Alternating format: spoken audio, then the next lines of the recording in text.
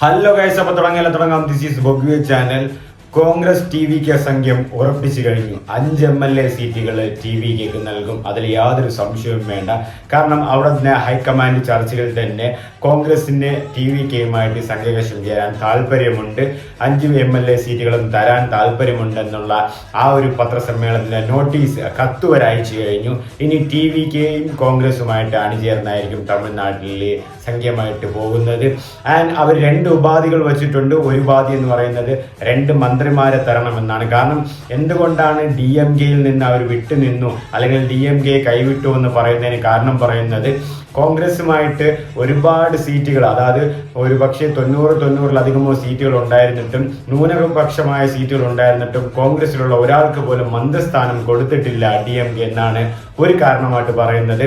കാരണം ബാക്കിയുള്ളവർക്ക് ഒരു ചാൻസ് കൊടുക്കാതെ അവർ കൂടെ നിന്നിരുന്നാലും അവർക്ക് ഇത്രയും ന്യൂനപക്ഷമായ ഒരുപാട് സീറ്റുകൾ ഉണ്ടായിരുന്നിട്ട് പോലും കോൺഗ്രസിലുള്ള ഒരാൾക്ക് പോലും മന്ത്രിസ്ഥാനം തമിഴ്നാട്ടിൽ കൊടുത്തിട്ടില്ല.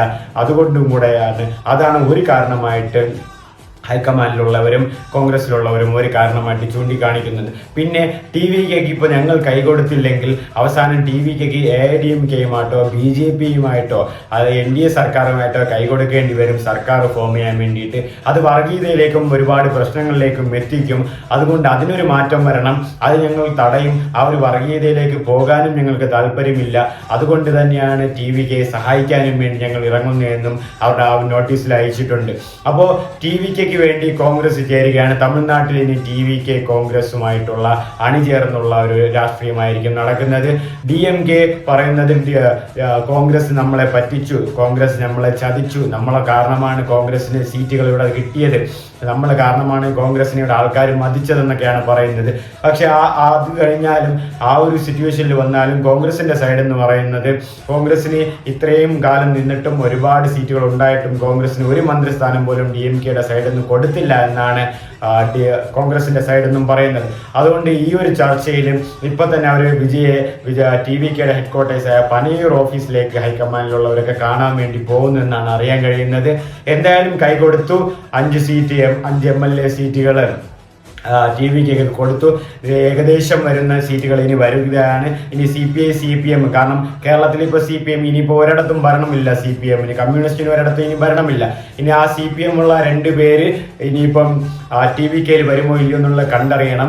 ആൻഡ് കോൺഗ്രസിന്റെ ഹൈക്കമാൻഡ് അവർ CPMുമായിട്ട് സംസാരിക്കുമെന്നാണ് അറിയാൻ കഴിയുന്നത്. കാരണം നിങ്ങൾ ഇനി ഇങ്ങനെ നിന്നിട്ട് കാര്യമില്ല, ഇതിലേക്ക് വരണമെന്ന് അവരുമായിട്ട് കോൺഗ്രസ് CPMുമായിട്ട് സംസാരിക്കുമെന്നാണ് അറിയാൻ കഴിയുന്നത്. ഹൈക്കമാൻഡ് സംസാരിക്കുമെന്നാണ് അറിയാൻ കഴിയുന്നത്. അപ്പോൾ കാര്യങ്ങളൊക്കെ അടുത്തു വരികയാണ്. എത്രയും പെട്ടെന്നുള്ള നിമിഷങ്ങളിൽ തന്നെ വിജയ് തമിഴ്നാട്ടിന്റെ പുതിയ CM ആയിട്ട് സത്യപ്രതിജ്ഞ ചെയ്യും. അതിൽ വേറെ മാറ്റങ്ങളൊന്നുമില്ല.